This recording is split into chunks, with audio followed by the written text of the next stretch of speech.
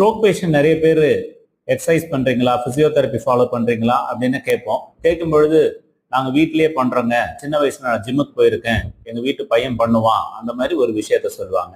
But ஸ்ட்ரோக்கை அப்படி treat பண்ணக்கூடாது. Stroke அப்படின்றது என்ன அப்படின்னா ஒரு டிஸ்எனர்ஜியா, ஒரு மூமெண்டோட பேட்டர்ன் மாறி இருக்கு.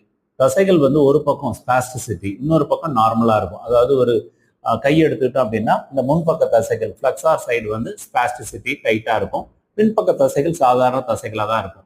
இது இம்பேலன்ஸ் ஆகிறதுனால தான் அவங்களோட மூவ்மெண்ட் பண்ண முடியல. ஸோ அந்த இம்பேலன்ஸை சரி பண்ணணும் அப்படின்னா அதோட பயோமெக்கானிக்ஸ் தெரிஞ்சிருக்கணும். அதே மாதிரி அவங்க நியூரல் மெக்கானிசம் ஆஃப் ஸ்ட்ரோக் என்னன்னு தெரிஞ்சிருக்கணும். நியூரோ பிளாஸ்டிசிட்டிக்கு எப்படி ட்ரைனிங் கொடுக்கணும்னு தெரிஞ்சிருக்கணும். இது அத்தனை விஷயமும் ஒரு பிசியோதெரப்பி மருத்துவரால் மட்டும்தான் முடியும். ஸோ ஒரு ஸ்ட்ரோக் ரீஹாபிலிட்டேஷன் அப்படின்னா ஒரு பிசியோதெரப்பி மருத்துவத்தை கரெக்டான முறையில் அணுகும்போது மட்டும்தான் அவங்களுக்கான ரிசல்ட், ஃபைனல் அவுட்கம்ன்றது வரும். ஸோ இந்த மாதிரி ஒரு சர்வீஸ் தேவை அப்படின்னா பிசியோ ஒன் இன்பேஷன் நியூரோ ரிஹாப் சென்டரை அணுகுங்கள். நன்றி, வணக்கம்.